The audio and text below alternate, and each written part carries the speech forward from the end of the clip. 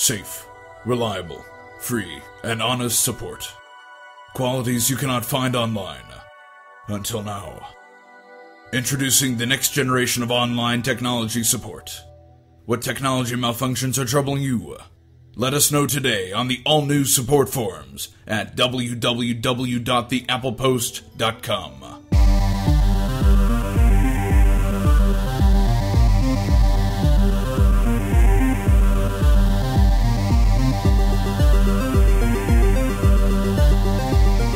Welcome to GeekCross, the podcast where faith and culture intersect.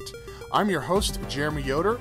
In each episode, we look at a topic related to pop culture or geekdom and have conversations that use science fiction, fantasy, movies, gaming, or comic books as a jumping off point to talk about deeper issues and to wrestle with the big questions of life. My guest today is Shareef Jackson. Welcome, Shareef. What's up, man? I'm doing good. How are you doing? I'm doing great. I'm so glad to have you on. Thank you so much for coming on. Thanks. I'm looking forward to a great show. So, Shareef, tell us a little bit about what you do and who you are. So I do many things. I guess by day, I'm a data analyst, so I work a lot with business intelligence and databases and queries and reports and all that good stuff that ends up on your desk when you need data, no matter what your job is. So I'm in the background doing that kind of stuff. By night, when I don my superhero mask, I have a website, ShareefJackson.com. That site hosts my science blog, which is Science Looks Good, my gaming YouTube web series, which is Gaming Looks Good, and I also do a podcast, Operation Cubicle, with my co-hosts, JP Fairfield. So in general, I work in the STEM diversity space. So, I really advocate for more diversity within, science, technology, engineering, and math. And that goes into all of those projects, as well as some other things that I do on the side, like math tutoring, and some volunteer work that I do as well. In what ways do you see issues of diversity in STEM? Well, I mean, there's really a lot, but I guess the most basic one is that, a lot of people that are not of the, white cis male variety just don't believe they can do it. Like, they don't see role models, they don't see other people in the field, so it's kind of a self-defeating or chicken or the egg thing. Where kids, when they're young, like, you kind of get these subtle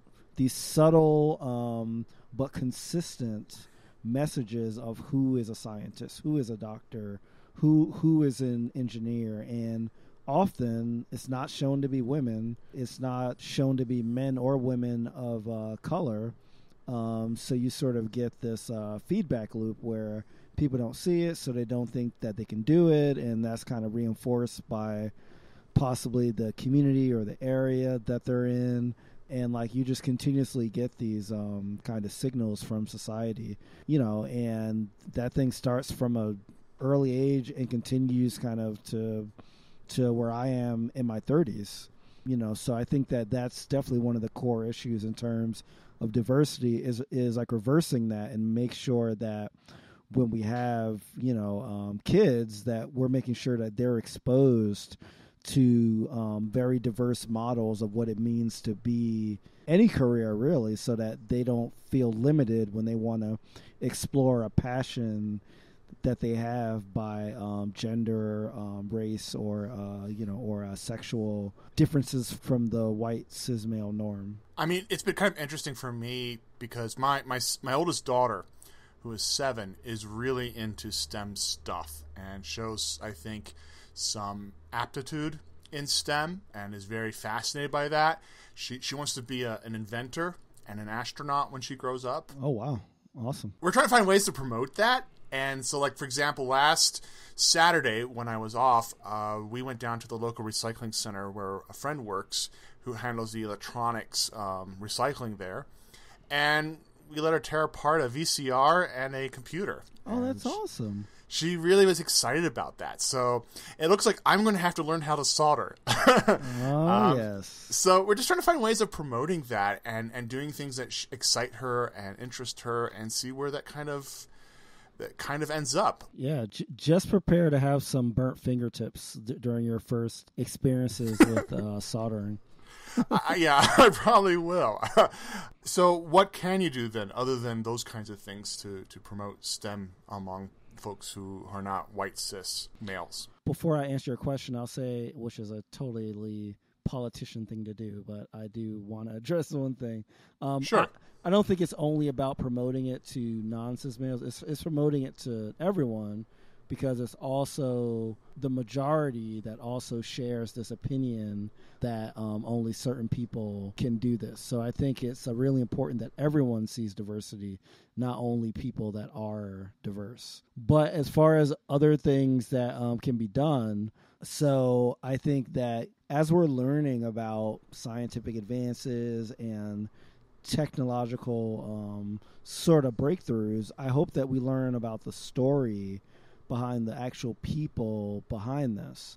For example, I think that Neil deGrasse Tyson's Cosmos did a great job of showing not only these awesome advances in science, but how those correlated with the history of the time, which had, a lot of racism, a lot of sexism, and that prevented and slowed down, in a lot of instances, scientific advances, right? And that's the side of it that I feel like you don't get in these books. Like, you kind of get that, like, everybody was just happy and, oh my God, they thought of this idea, and that everything was completely equal, and as long as you were smart enough, that you got a shot just like everybody else.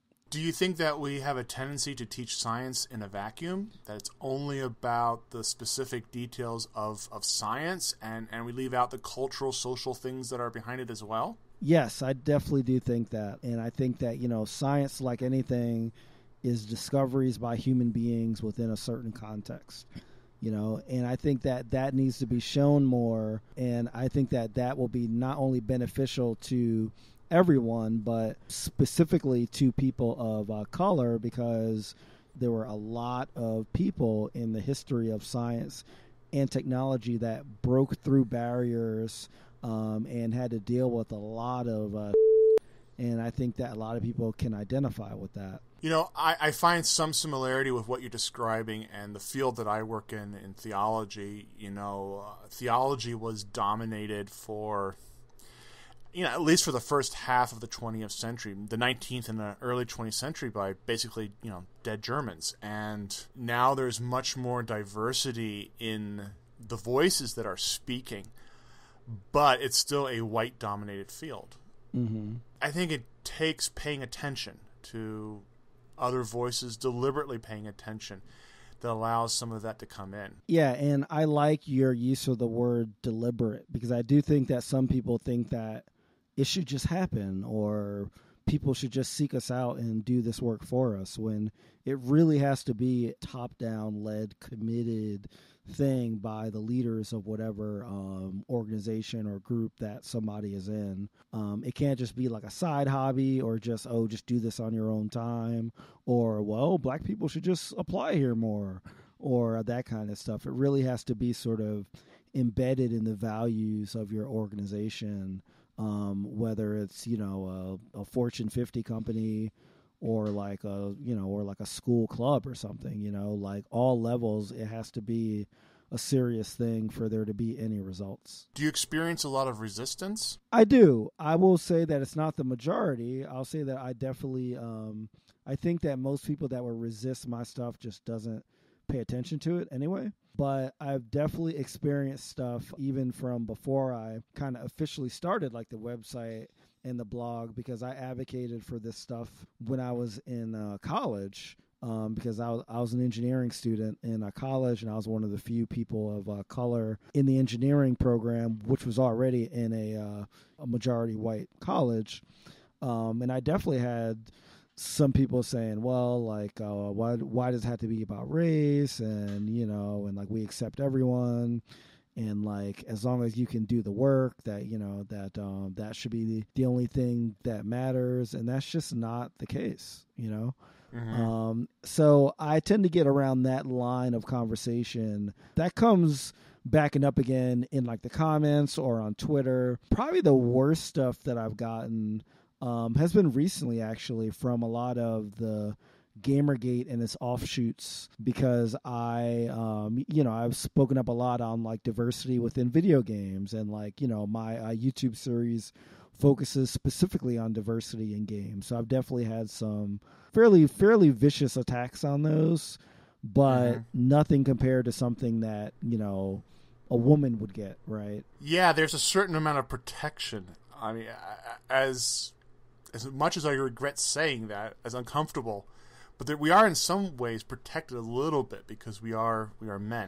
No, I mean, we definitely are, and like, you know, it was definitely a journey for me to really understand some of the male privilege that I had, because like when you grow up, you know, especially as an African American man in the U.S., like you kind of, you know, you think that you're the most, you know, that you're the most oppressed person in the world, and that there's no way that you could have any sense of any kind of privilege, because, you know, we're literally getting killed in the streets to this day. But even with all that, like, there is still, you know, that level of male privilege that comes into place when, like, you think of things like online criticism, and at worst, and things like street harassment and rape and that kind of stuff. Sure. So you yourself come from we were talking about, as we were planning the episode, you mentioned that you come from a rather diverse background yourself. Yes, I do. So in terms of religion, my father is a Muslim. You know, he grew up Christian, but he converted in the 60s. I grew up in New Jersey, where the Nation of Islam was had a very large presence there. Obviously, a lot of their New York work was centered in the Harlem area of Manhattan, and I grew up about 10 miles outside of there. So it was a large influence there. So my dad, he converted, and then he married my mom in the late 70s, who is Christian. So from my early days, obviously I have a Muslim name, but my early days, I was going to the masjid on some days, and I was going to church with my mom on some days. And it was a little weird because I don't remember them ever taking us to one of those together. It was more like, I'm going to the masjid with Dad, or I'm going to church with like my mom. But it really helped me to get to my current mentality, which is I kind of see the same regardless of what the religious service is. Like, there's religion being sort of a personal choice based on demographics, in that there's not really sort of a true, you know, the one true religion. It's like, what's the path for you to a higher power? Like, as long as you believe in the, you know, in the concept of God, like, religion is kind of like your personal way to get there. And I saw kind of remnants of that when, like, I saw the way that my dad worshiped and the way that, like, my mom did. And, like, I was like, this is the same thing. It's just different words and different books, and, you know, but everybody's trying to live a good life, you know? And, like, everybody's trying to help the poor, and, like, everybody's trying to be a better person, you know? So that was kind of embedded in my youth. When my parents divorced when I was around 8 years old, and my mom kind of tried to, not that she tried to convert me per se, but she basically started taking me to church every Sunday. And I had an issue with that because I didn't really like the church that we were at. It was very dogmatic, and in my opinion, taught against other religions instead of teaching for Christianity. Like they would consistently mention how other religions weren't as good. And I was like, this is dumb, because they're all the same thing, in my opinion. So what's up with the infighting? Sure. So I remember getting into large arguments with my mom, and she eventually kind of backed off. So I kind of stopped going to church there, and haven't really been haven't really gone to services on a consistent basis since. I have been here and there to a bunch of different services. Like I've been to Jewish services, and I've been to all kinds of Protestant branches. I've been to some like Hindu services and things like that. My eyes were also open because around this time when I got into high school and we started learning about world religions, and I saw again that demographic thing, it was like, you know, if you grow up in a certain region of India, this is going to be your religion. If you grow up in a certain area of China during a certain area, then Confucianism is going to be there. A lot of people, when like I would hear all this fighting and arguing about religion, I was always like, well, it's really kind of just where you grow up. You know? Yeah, sure. I have a bunch of questions. Sure. That I might want to ask. Yeah, what's up? One is, was your father ever part of the Nation of Islam? No, he was not. He was not. No. Okay. Because they have some very distinctive beliefs that are different. If I can use the word orthodox, they're not exactly Orthodox Islam. No. They are, I wouldn't quite say fundamentalists, but they have some very strong, I would say, segregationist views on Islam. The true Islam that I grew up kind of reading is about like unity, like despite your background, that you're kind of all kind of unified in your submission to Allah. Whereas the nation is much more tailored for the terrible condition that African Americans found themselves in after the Civil Rights Movement. I actually during the Civil Rights Movement, where we were still being killed. So like it was very, very anti-white. Very separatist, and it was really kind of shown, you know, in the book and movie kind of Malcolm X, how he starts with that view of like Islam, and then by the end, when he goes on the Hajj and visits Mecca and sees all different Muslims from all different shades and like cultures, then he realizes that, you know, Al-Islam, which is sort of the branch of Islam that my dad followed, that it was really more about everyone and not sort of this separatist African-American centered movement. Do you still encounter, I know you're not practicing, but do you still encounter a lot of anti-Islamic sentiment? Oh, a ton. Yeah. A ton. Yeah, it doesn't matter if I practice. I mean, my name is Shareef. You know? Right. Okay. Yeah, I mean, I definitely remember...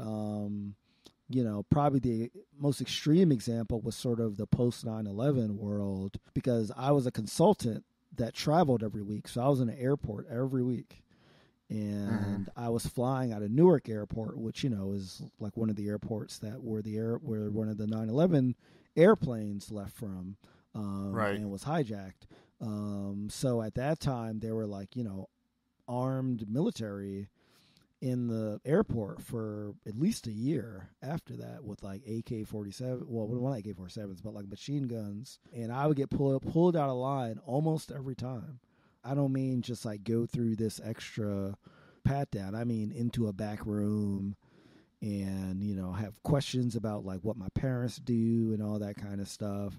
And I've had people like in the immediate post 9/11 thing, I've had people like kind of yell at me and call me things because of my name and that kind of stuff.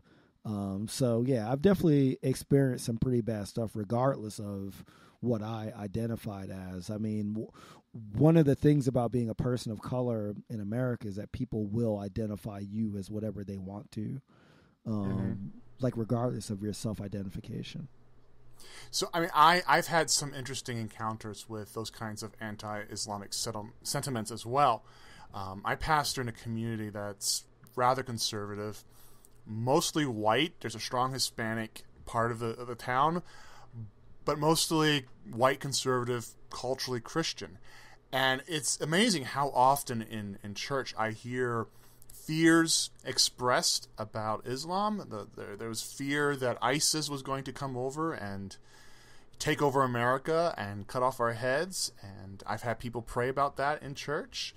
One time I had somebody come by, he was a guest, he told me that the Holy Spirit had told him to come to church today, and he started going off about how ISIS was recruiting people in prison, and that we should all sort of flee for towns that are not on the map because they were going to come up and take over. And my sermon happened to be about do not be afraid, and the scriptures about not being afraid. And he got up in the middle of service and walked out.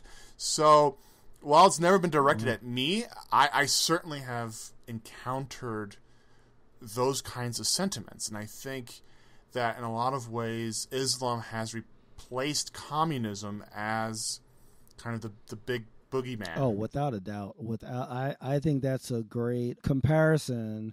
And there is sort of that, even though like there might not be a House of Un-Americans committee now, but basically every politician is their own like McCarthy, because you hear people, especially people like Donald Trump and such, just outwardly saying completely xenophobic thing about Muslims, even though there are Muslims that are American. It's still seen as this boogeyman of like people with suicide vests that just hate freedom so much that they're willing to kill themselves. It just, that idea still exists. To me, sometimes it seems like those of us white people who have culturally dominated for most of the history of this country have to invent things to be afraid about. We need an external danger for some reason, with some sort of underlying anxiety that's there, and I haven't quite figured out why yet. I think it's getting worse because demographics are changing, and white people are no longer going to be the dominant racial group here in America, and I think there's enormous amounts of anxiety because of that that's being expressed, I think, inappropriately by targeting Muslims or immigrants or whoever. Right. Yeah. So one of the things that you also told me that you are a big connoisseur of is hip-hop. And so I was hoping we could have a little bit of a conversation about spirituality and hip-hop, or the history of hip-hop, or what does that mean culturally to you? What is hip-hop? Well, I mean, hip-hop, first of all, it's a culture, it's a way of thinking, it's a lifestyle. It is really one of the things that was, first and foremost in my upbringing, specifically because of where we grew up, which was, Patterson, New Jersey, which, as I said, was a few miles outside of Manhattan. So the early hip-hop influence of the 70s and the 80s was very, very strong in terms of not only like the music, but like DJing and breakdancing and graffiti and all that. And so that's what, as kids, that's what we spent a lot of our time doing was like trying to rap these songs and trying to breakdance, which I was horrible at. And like trying to buy things like Adidas and Gazelles and that kind of stuff. As I got older, I sort of got more into the deeper aspects of what the culture is, which is really about, making something of yourself despite being put in a terrible, terrible like situation. So kind of the same way that I mentioned how the original Nation of Islam was kind of formed because, Black America in the 40s, 50s, and 60s was just, in a terrible, terrible place. In the same way, hip-hop culture came out of the 70s of sort of these failed policies and seeing people like King and Kennedy get assassinated and seeing the Black Panthers get sort of turned into themselves through like COINTELPRO, and just see that like no matter what Black people tried, whether it was the more aggressive approach or the nonviolent approach or the coordinating approach, that we always ended up killed. So I think that a lot of that came out, and the reason that New York was the epicenter of it is because people might not know this because they think of New York now, but New York in the 50s and 60s and 70s was like a pretty bankrupt city. Like they didn't have a lot of money. Like it was very, very dangerous. Times Square was just atrocious and filled with strip clubs and and just like open drug sales and that kind of stuff. I mean, it was it was not a fun place to be in, Mm-hmm. you know, and a lot of that like frustration was like put into this culture, and like early founders like Africa Bambaataa and DJ Kool Herc were able to take a lot of the gang activity that was going on at the time and have them channel that energy into something else, into music, into battles, into parties, and that kind of stuff.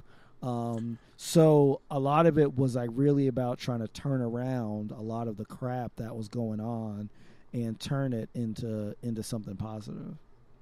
Now, my understanding of the musical origins is that it began at like house parties, DJs playing records, soul records like James Brown, and beginning to sort of mix things up a little bit. Is that correct? Is that where it kind of started? Yeah. I mean, there's a lot of different things, but like there were like a lot of kind of seminal moments.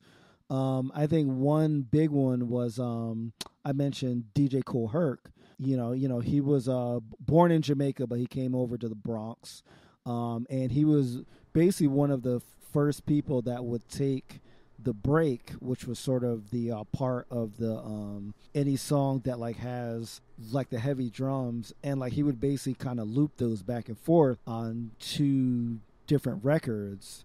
And then there were also people like Grand Wizard Theodore that like invented actually scratching the like record to make a specific sound, and like he was one of the first people that like really started to rap, which was sort of called toasting, which is what a lot of the Jamaican DJs did. So like that eventually evolved into raps that like early rappers like Busy Bee and the Treacherous Three and like these rappers did, was to turn that into actually saying like sayings and like shouting out to the crowd and like braggadocious raps and like all that kind of stuff. So there were a lot of kind of different seminal moments in the music history of it, but it did start out with the house parties and like obviously things like disco and funk were like very, very popular, and those directly fused, you know, into the advent of hip hop.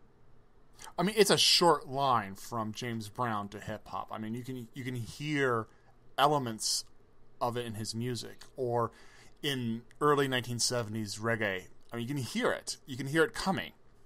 Oh yeah, absolutely. I mean, a lot of early hip hop is sampling James Brown drums. Oh yes. Yeah, still is, isn't it? Yeah. I mean, he's the most sampled artist ever. Yeah, I mean, like he really is, in a lot of cases, kind of the father of hip hop beats, because so many early hits were based on like Funky Drummer and The Big Payback and these James Brown songs that just had awesome drums and like hi-hats in them. Yeah, no, that's cool.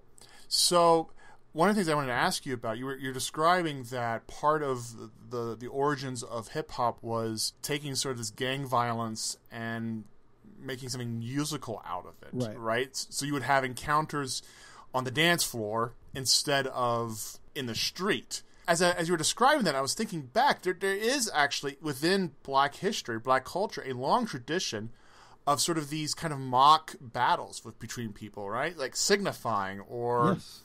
Jazz, you know, we have two musicians who are kind of, you know, musically soloing, improvising. Yes, absolutely. Or in dance. So there seems to be something deep, sort of mock, aggressive, playful fighting, I guess. Is that the right word? Fighting? Yeah. I mean, yeah, it's definitely a long tradition of black people channeling their aggression and their frustrations of being in this country into art. And like you mentioned, jazz, and a lot of that improv stuff led directly into the rapping and freestyling and things like that came into hip hop. And yeah, it is definitely a long line of that stuff. And you know, it's something that I think you know, makes hip hop kind of closely connected to the African American experience in this country, because you can connect it with those other historical things. Yeah, no, it's interesting. It's a really interesting music, which unfortunately I still don't know that much about, and so I appreciate you talking about it. Why do you think that hip-hop has such a negative reputation? I mean, I think it has a negative reputation because it brings up a lot of issues that people want to hide from. It's a very aggressive and confrontational music that does not pull any shorts. There are people that come from certain areas and they might not be, the most quote unquote presentable when it comes to like respectability politics. Like they're not kind of wearing suits and kind of begging people to like hear them. I mean, they're kind of like, here I am, here's my life, and this is how we get down. The recent movie Straight Outta Compton covers that a lot when like you look at NWA out of Compton. I mean, like these guys had really hard upbringings, and they were able to channel that into a very aggressive form of music where like they were basically like, this is how we live. No one's talking about it. Everybody tries to ignore it. We're going to put it right in your face. And I think that scares a lot of people because it's much easier for people to ignore these things that are going on in the country and just pretend like they're not there. So is the fact that the music talks about violence a reflection of the violence that people themselves have experienced, or is it, I mean, often I think rap gets accused of promoting violence, promoting misogyny. Is that a misunderstanding? I think if that's the basis of the analysis, it's a misunderstanding. Don't get me wrong, hip-hop has very strong violent and misogynistic tones to it. And that in itself is a reflection of where it comes from, which is a society that is very violent and very misogynistic. Like, it's not something that is only people of color in the hood experience and live and replicate. It's like something that is really all over our society, but hip-hop is the piece of art that gets called out for it. That's not saying that it's right, but I'm saying that, that it's not exclusive to hip-hop music, the misogyny and the violence. But it definitely is hard for me to listen to a lot of the music that I used to listen to. I brought up NWA earlier. I can't listen to a lot of their stuff anymore. I can understand the historical context of it, and I listened to it a lot when I was way too young to be listening to it.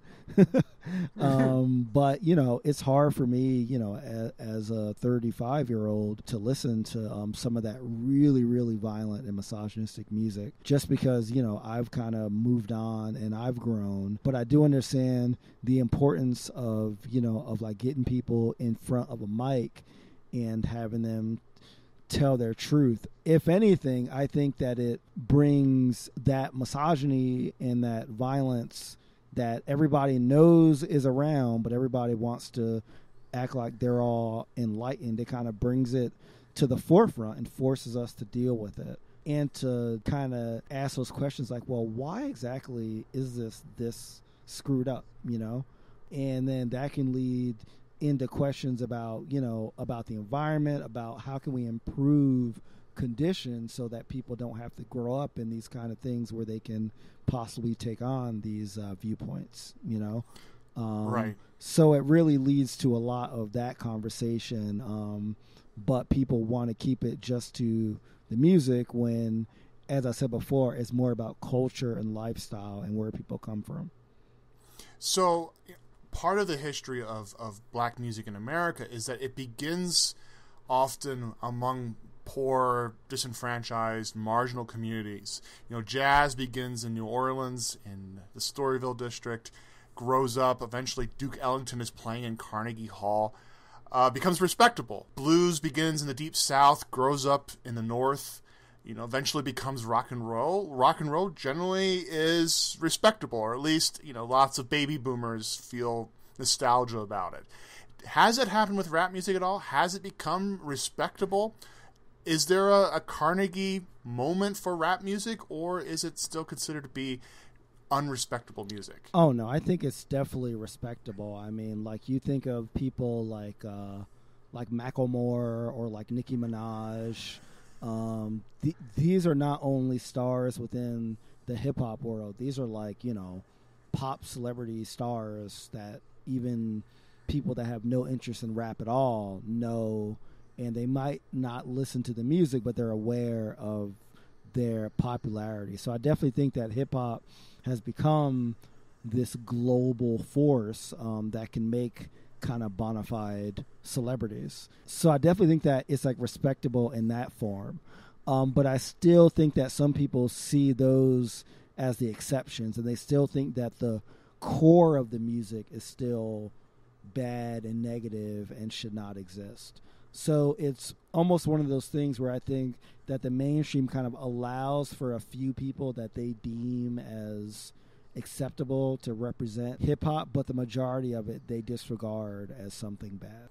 So I got to experience some of that global reach of hip-hop. I spent part of my childhood in Germany. We moved back in 95, and I graduated there in 98, when hip-hop was really big in Germany. And so you had Germans who were releasing hip-hop records. And, I mean, they're terrible, right? There's few worse things than Germans rapping. But, it had sort of this global sense. And, there was Russian rap music, and there was Palestinian rap music. Yeah. And it always took on sort of a flavor. What's really interesting is when the music of marginal people in America becomes the music of marginal people in other places in the world. Yeah. And so you have Palestinians rapping about their experience. To me, that's really powerful, and it's really interesting. Yeah.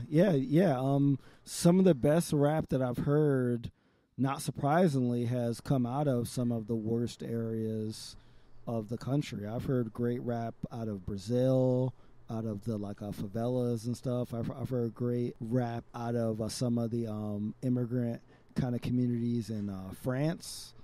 It really has become global, and this is an art form that is in that African American tradition and really started in the projects in the Bronx with people that had nothing, and that have been continually killed and disrespected in their own country for generations. And the fact that it's a global force is definitely a great thing. I've heard some good and bad rap outside of the States, but I've heard some horrible stuff in the States as well, Yeah. Well, what's always interesting for me with foreign rap is when then they take their own music, their own traditional music, and use it and sample that. I think that's really interesting, They're not necessarily using James Brown as samples. They're using things out of their own culture. And it's mixing up. It's creating something new. And I find that interesting. Yeah. That is one, really strong tenet to hip-hop culture, is making something new out of nothing. And that sort of extends to people's very lives where they have nothing and they're trying to make something new out of it, right? Like they're trying to make something positive where they can have some self-respect and self-esteem and know that they are awesome and talented, which is the complete opposite of what society says that they are. And that goes all the way down to the actual music, where you're taking segments of other people's music and you're chopping it up and remixing it and breaking it down into a completely new composition. Like that sort of making something out of nothing, it sort of extends to the very fabric of the culture. I mean, there's a lot of people that, thought that graffiti was just kind of scribbling on a wall, and now we have entire murals in museums and on the sides of buildings that basically came from people that could only afford spray cans. Mm-hmm. And they, made their own art. Do you think that rap is a kind of postmodern music in the way that it samples and remixes and breaks things down? Is that kind of a postmodern thing? I don't think I'm really sure exactly what postmodern means. What's a good definition for postmodern? Well, I mean, oh boy, yeah. Well, no, I'm not trying to put you on the spot. It's just like no. It's like one of those words that I've heard people say it, and I've never really known what is modern then, and what is right. So modernism would be sort of the major philosophical movements of the late 19th century and early 20th century, before World War II, that emphasized facts, right? It emphasized progress. It emphasized So, like, fundamentalism and Darwinism are kind of flip sides to each other. They develop at about the same time.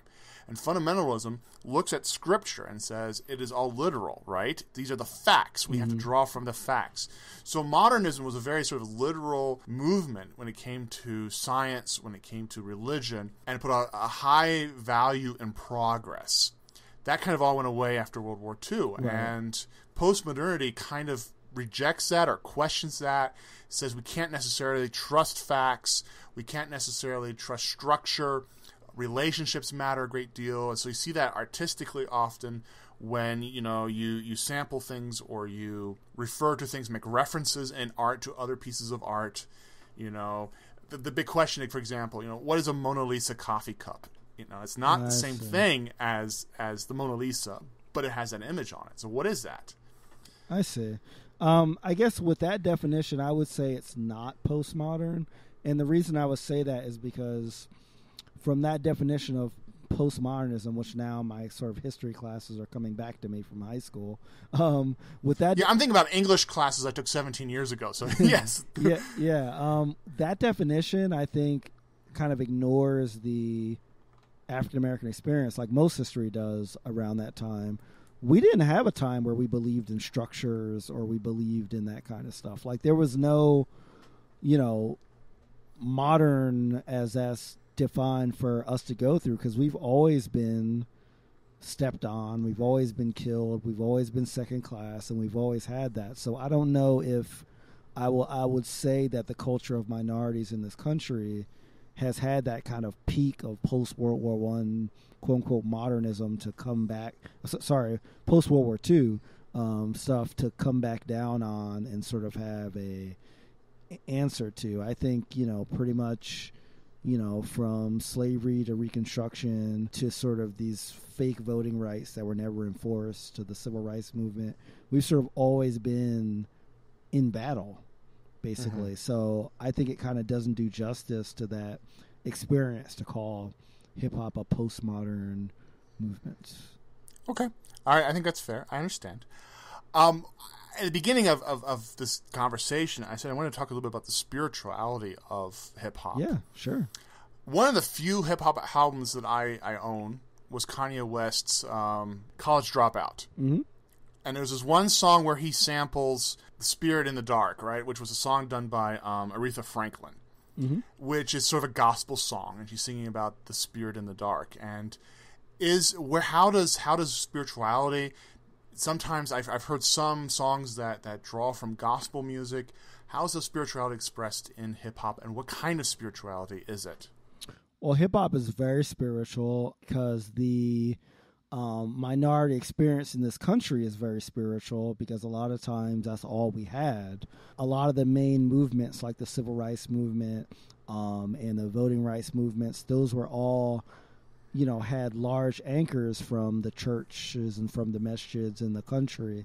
So those have always been sort of pillars of organization and community within a culture that was constantly trying to kill us. So I think that flows through in like hip hop, where there's a lot of references to God.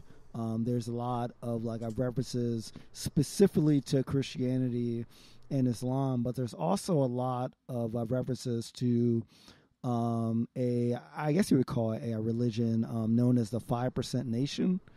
And I don't know if you're familiar with the 5% Nation, but it's sort of like an offshoot of the Nation of Islam that was really big in the New York area, because it really dealt very, very specifically with that African American experience, and it taught that the black man is God, as opposed to, God being sort of a ethereal being. It had a whole language of numbers that stood for certain things. But because it elevated black people that have gone through all this persecution as the gods and the earths of the world, it uses a lot of that to sort of explain how we're related to the universe. So that identified a lot with people in the New York area, which means that it was reflected in a lot of hip hop at the time. So a lot of rappers would use 5% language in their raps, including a lot of really, really big rappers like the Wu-Tang Clan, and like Tribe Called Quest and groups like that almost all use 5% lingo in their raps because a lot of people took that on as alternative to like Christianity or to the nation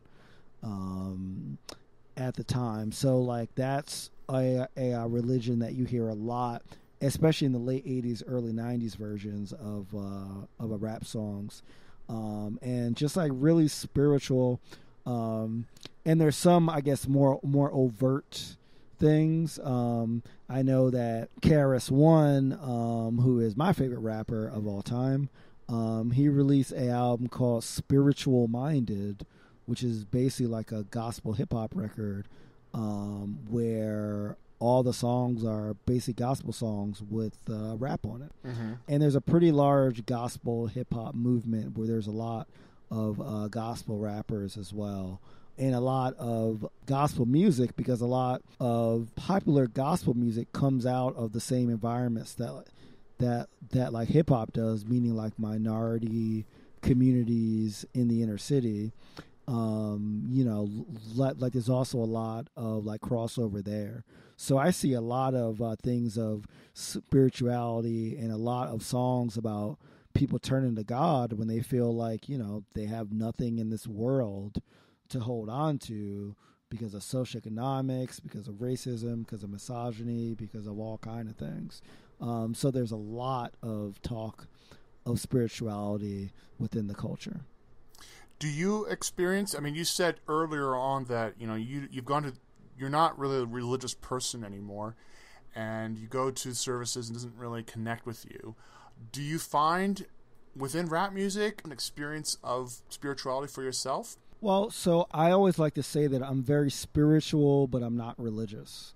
That's something I hear a lot. And the designation that I put is that like religion is more about the traditions that humanity has come up with to attain spirituality, like going to church, like not eating pork, like praying this many times a day, like reading the Bible. Like those are all sort of tangible things that people, I think originally were sort of just parts of the community, but have sort of evolved over the centuries into this is how you attain spirituality, which I kind of disagree with. So I believe in God, and I don't call myself religious because I don't say this is my choice of one and this is completely correct for me and nothing else is can compare. I see good in like all of them.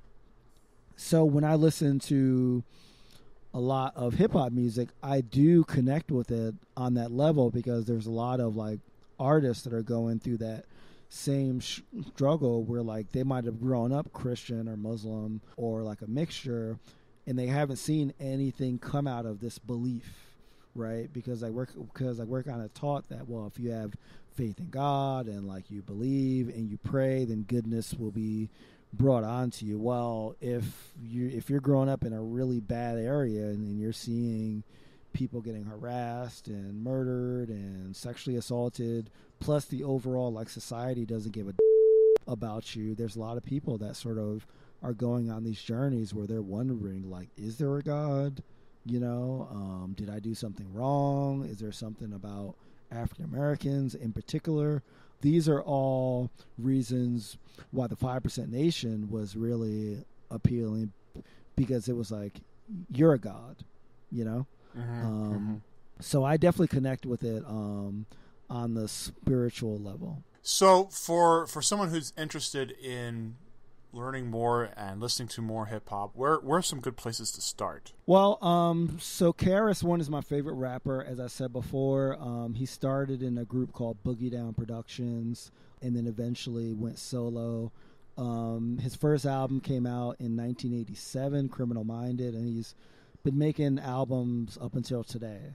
So I would definitely recommend checking out stuff from Boogie Down Productions and KRS-One.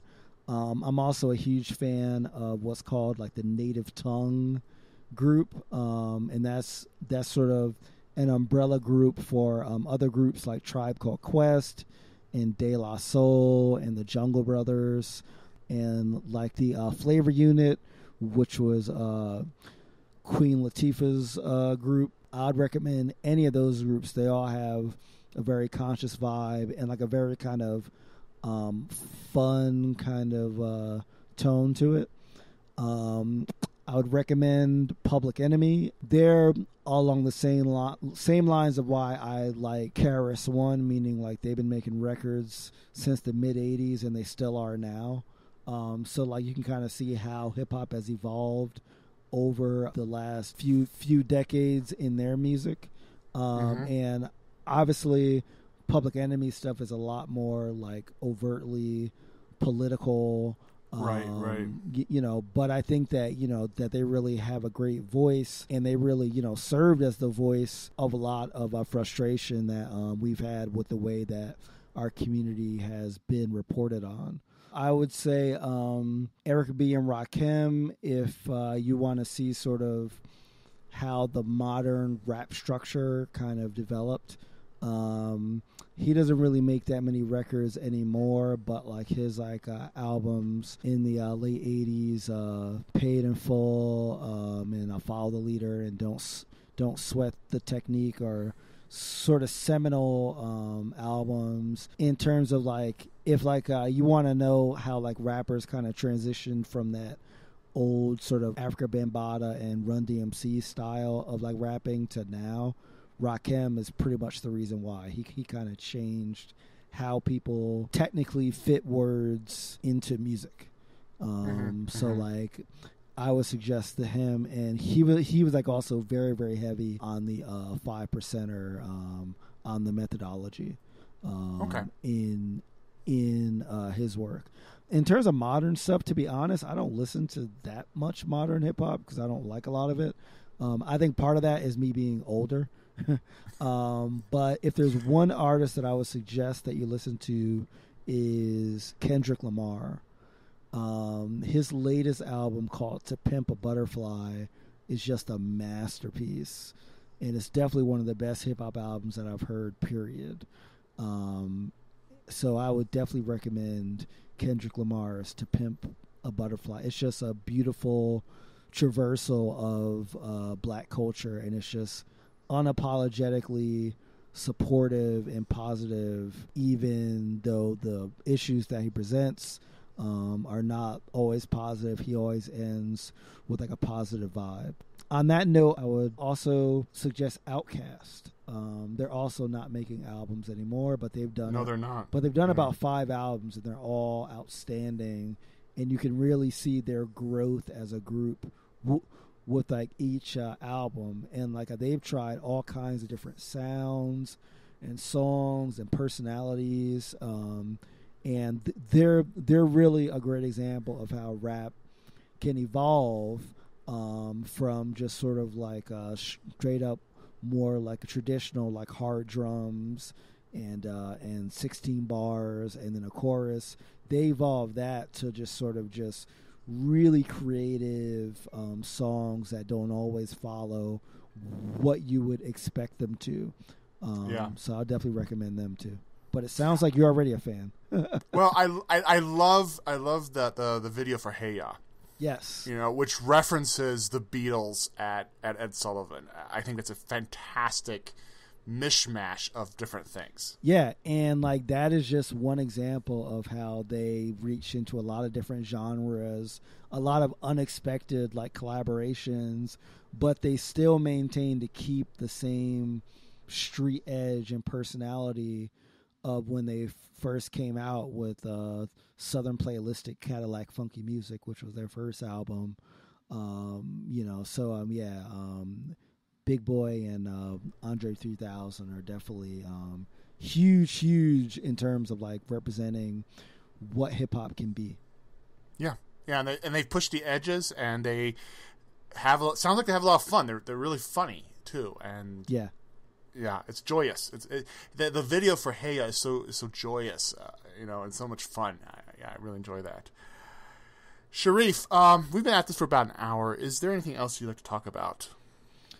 Anything else? Well, I wanted to talk a little bit about the both the science blog and the gaming YouTube series. Yes, go ahead. So, as I said before, both of those are sort of entered. Oh, and the podcast as well. So, all three of those are really centered around that STEM diversity line. And a lot of people ask me why I would do these three things that they see as different. And I just wanted to say, I don't see them as different. On the science blog, I blog about cool things, but I also will like sometimes have a blog about women in science or like different people of color in like science. And I'll do the same thing in my video game YouTube series where I take a game and I basically cover how they handle race, gender, and sexuality in that game. And on the podcast, JP and I always talk about issues with being one of the few people of like color in the workforce, and then she has the unique perspective of being a woman of color in the workforce as well. So all those things are connected because we as people of color, we all have varied experiences, but surprise, most of our experiences run into the fact that we are not the same as the majority of this country. So it might seem like I have these three separate kind of projects that have nothing to do with each other, but in reality they all represent sort of the multitasking and the juggling that we have to do in our lives, and most of that has to deal with us dealing with the ramifications of being in a country where people of color are devalued. So when you do this work and you do these episodes and you blog about these issues, are you ever surprised? Do you ever come across something that says, oh, this is different, or I didn't expect this, or is it often sort of the same kind of depressing reality over and over and over again? Oh, no, I'm continually surprised. And that's one of the things that keeps me going, because if there's one thing that you have to do as a person of color is to find hope in things. Otherwise, you'll just curl up into a ball and never move, because things can be so bad. I mean, even if you don't pay attention to the news, like you see all these hashtags and stories of unarmed people getting killed by cops. There's just so many bad things that happen. So I put hope in a lot of these things, and I always find things that I like. I find things that I don't like as well. But it's the journey, and it's also the realization that I'm doing this for other people, right? So I'm doing this for people that might not have the resources to know somebody to have these conversations with, right? Or they might have always wanted to talk about these things but never had that avenue or a jump-off point. So I know that there's like people from different backgrounds and from different experiences that check out my content, and I just hope that I'm adding something new and exciting to their experience there. And then when those people respond to my work, that's where I get that the surprise and the wonder, because everybody adds something new, and they bring up things that I wouldn't have considered, or they reinforce things that maybe I didn't think that they would reinforce. It's like always a surprise, and that's what keeps me going. I mean, I found as I do the podcast, the most rewarding part of it is not, how many downloads you get, but when people reach back and engage and you have conversations. That to me is the most rewarding part of doing this. Yeah, I would agree with that. And like, JP and I have been podcasting for 4 years, and we've met some awesome people, and the conversations that we have are just always re-energizing. Good. Well, I think that's a good note to end on. Thank you so much, Shareef, for coming on and talking a little bit about hip-hop and diversity in STEM. You've already mentioned your websites, but where can people find you out on the internet? Yeah, so the website, ShareefJackson.com, which is S as in Sam, HAREEF as in Frank Jackson. That has all of my accounts and stuff on it. But I'm basically on every social media account every social media site as Shareef Jackson. So if you go to Twitter, Facebook, or Google Plus, or Pinterest, or LinkedIn, or like any of these sites, if you look for at Shareef Jackson, one word, I will be there. So check me out on any of those sites. I would love to have some conversations. Well, thanks a lot, Shareef. Thank you. Have a great week. If you like GeekCross, you can help us out by leaving us a review on iTunes. You can get a hold of us by emailing us at geekcrossshow@gmail.com. We're on Twitter. Our Twitter tag is @GeekCrossShow. Show notes will be at jeremyyoder.net. GeekCross is a McLaren production. My name is Jeremy Yoder. Thanks for listening.